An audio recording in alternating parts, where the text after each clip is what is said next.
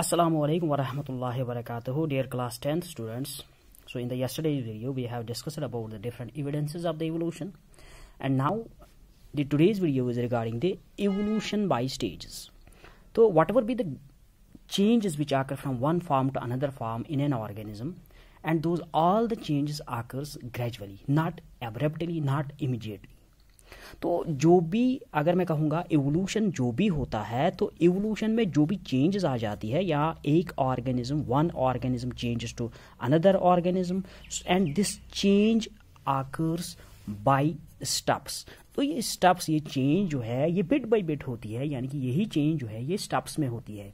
या वो चेंज किसी ऑर्गन में भी हो सकती है, या वो चेंज किसी ऑर्गेनिज्म में भी हो सकती है.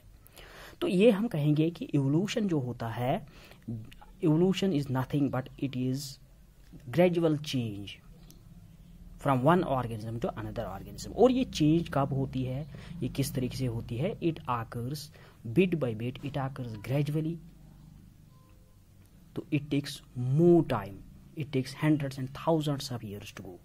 यानी कि ये कुछ ऐसा नहीं है कि जिसमें एक इंडिविजुअल ऑर्गेनिज्म चेंज हो जाए, या किसी इंडिविजुअल का कोई ऑर्गन चेंज हो जाए किसी और डेवलप्ड ऑर्गन में, लेकिन उस डेवलप्ड ऑर्गन में चेंज होने के लिए उसको टाइम लगता है, यानी कि वो इमीडिएटली नहीं होता है. तो यही मतलब है यहाँ पे कि इवोल्यूशन जो होता है, जितनी भी फॉर्म चेंज होती है from one form to another form, जितने भी ऑर्गेनिज्म चेंज होते हैं from one form to another form, वो सारे ऑर्गेनिज्म चेंज होते हैं बाय ग्रेजुअल चेंज. यानी कि आहिस्ता आहिस्ता उसमें चेंज आ जाती है. ऐसा नहीं कि इमीडिएटली चेंज आ गई, आहिस्ता आहिस्ता उसमें चेंज आ जाएगी, और उसी चेंज के थ्रू एक ऑर्गेनिज्म जो है वो किसी दूसरे ऑर्गेनिज्म में चेंज हो जाएगा, and that's called as evolution here. तो ये जो इवोल्यूशन बाय स्टेजेस है, यहाँ पे हमने क्या लिखा? The evolution in an organism are its organ from simple to complex. तो इवोल्यूशन क्या होता है? सिंपल से लेकर के कॉम्प्लेक्स तक. From complex form has taken place in stages. तो स्टेजेस में इवोल्यूशन होती है आहिस्ता आहिस्ता, जिसको हम ग्रेजुअल चेंज कहते हैं. तो इवोल्यूशन टेक्स प्लेस. अब ये इवोल्यूशन कैसे होता है? ये तो वेरिएशन से होता है. वेरिएशन क्या होती है? यानी कि डिफरेंसेस. तो वो डिफरेंसेस किस में आ जाती है? वो डिफरेंसेस जेनेटिक मटेरियल में आ जाती है. तो जितने भी यहाँ पे अगर हम देखेंगे इवोल्यूशन की अगर हम बात करेंगे, तो थ्योरीज में हमने देखा था कि जेनेटिक मटेरियल में असल में चेंज होती है. तो evolution occurs by the change in genetic material. So we will take now different examples, and these different examples are which shows us that evolution occurs by stages. So first example is here, that is evolution of feathers. तो evolution of feathers जो है ये भी हमें दिखाता है कि evolution हुआ है, लेकिन evolution कैसे हुआ है? by stages. दूसरा अगर हम यहाँ पे देखेंगे evolution of eyes, evolution of eyes, evolution of eyes. तो थर्ड वन अगर हम यहाँ पे देखेंगे, that is artificial selection. Artificial selection जिसको हम सिलेक्टिव ब्रीडिंग भी कहते हैं. तो यहाँ पे अगर हम देखेंगे कि इवोल्यूशन ऑफ फेदर्स की अगर हम बात करेंगे फर्स्ट वन, तो how evolution of feathers will show that the evolution occurs by stages. तो फर्स्ट हम देखेंगे ये जो इवोल्यूशन ऑफ फेदर्स है, फेदर्स सबसे पहले देखे गए लॉन्ग बैक अगर हम देखेंगे ये डायनासोर्स में देखे गए. तो डायनासोर जो है वो किस में आते हैं? रेप्टाइल्स में. यानी कि फेदर्स जो है सबसे पहले किस में देखे गए? वो रेप्टाइल्स में देखे गए सबसे पहले. अगर हम डायनासोर्स की बात करेंगे, तो डायनासोर्स में प्रेजेंट क्या होता था? डायनासोर्स में फेदर्स प्रेजेंट होते थे, लेकिन वो फेदर्स जो है, those feathers are meant for insulation, for giving insulation to the dinosaurs. तो during cold seasons, and these dinosaurs utilize these feathers for the insulation. तो ये प्रोटेक्ट करते थे इन डायनासोर्स को. फेदर्स जो है वो प्रोटेक्ट करते थे डायनासोर्स को फॉर गिविंग देम इंसुलेशन.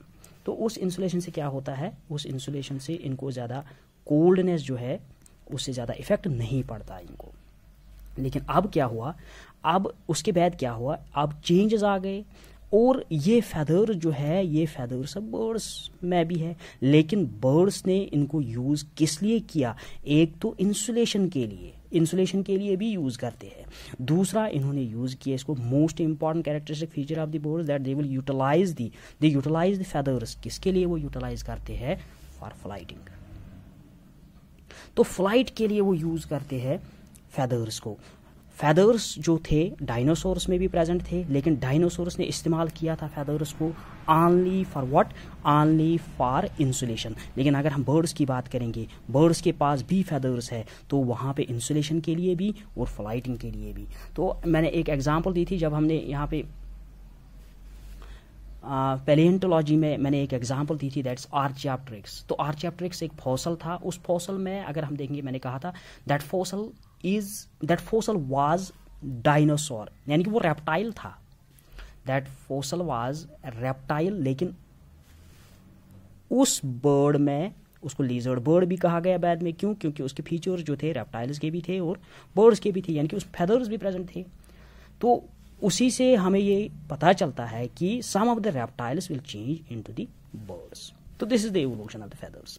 तो इवोल्यूशन सबसे पहले किस में देखे गए? डायनासोर्स में, यानी कि रेप्टाइल्स में। उसके बाद रेप्टाइल्स जो है वो यूज करते थे उसको ऑनली फॉर द इंसुलेशन। उसके बाद बर्ड्स में आ गए, and these birds utilise these for flighting as well as insulation. तो इन फेदर्स की अगर हम बात करेंगे, ये फेदर्स पहले रेप्टाइल्स में थे, अब बर्ड्स में आ गए। तो बर्ड्स ने इनका एक और काम ले लिया, that is fighting, that is flighting.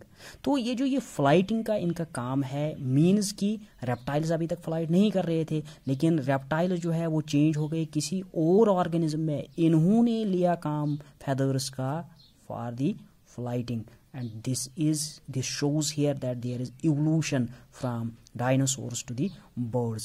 but ये जो ये evolution है ये immediately नहीं हुआ, but this evolution also takes place gradually। ये भी आहिस्ता आहिस्ता हो गया ये वाला evolution। we will discuss here for the evolution by stages। here the second one that's called as evolution of eyes। evolution of eyes।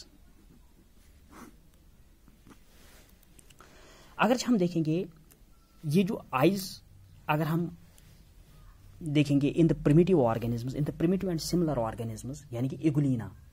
First अगर हम देखेंगे bacteria में आइज प्रेजेंट नहीं होते। उसके बाद अगर हम देखेंगे इगुलिना में, तो इगुलिना जो है प्रोटिस्टा है, तो उसमें आइज प्रेजेंट होते हैं, यानी कि आइज भी हम नहीं कहेंगे, यानी कि immature form, and that's called as here eye spots. तो यहाँ पे हम देखेंगे इगुलिना जो है, जो कि एक प्रिमिटिव, यहाँ पे हम देखेंगे प्रिमिटिव और सिंपल ऑर्गेनिज्म है, and this simple organism contains now I spots. तो यहाँ पे अगर हम देखेंगे, अगर हम इगुलिना की यहाँ पे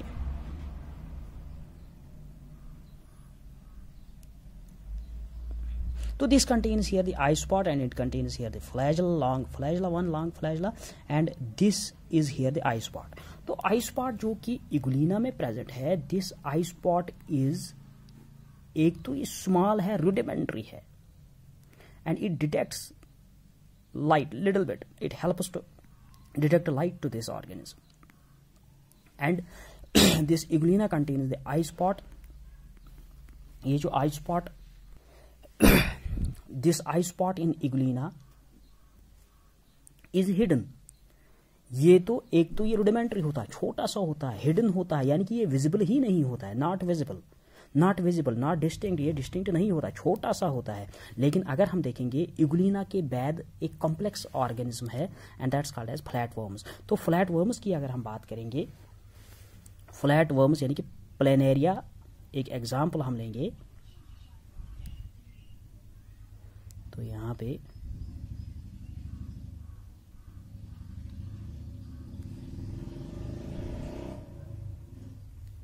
so this is here the planaria।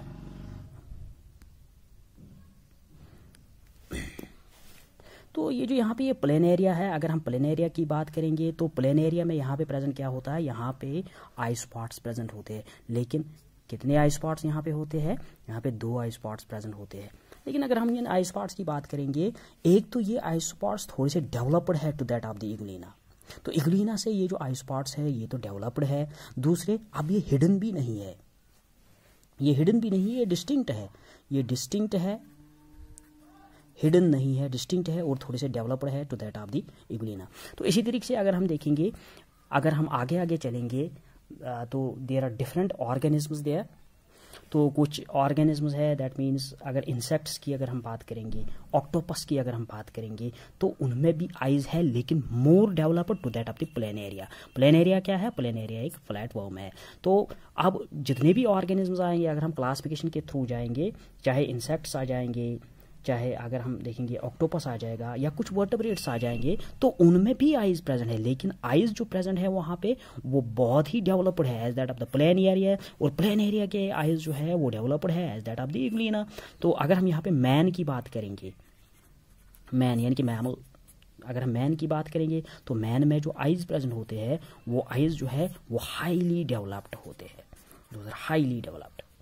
अब हमें ये दिखाता क्या है कि आइज जो है यानी कि आई स्पॉट की अगर हम बात करेंगे, सबसे पहले वो देखे गए प्लेन एरिया में, लेकिन रूडिमेंट्री फॉर्म किस में देखी गई? यूग्लिना में, उसके बाद प्लेन एरिया में, उसके बाद यहाँ पे अगर हम मैन की बात करेंगे या बियर की बात करेंगे या कैट की बात करेंगे, उनमें भी डेवलप्ड आइज होती है, but little bit different to that of the man.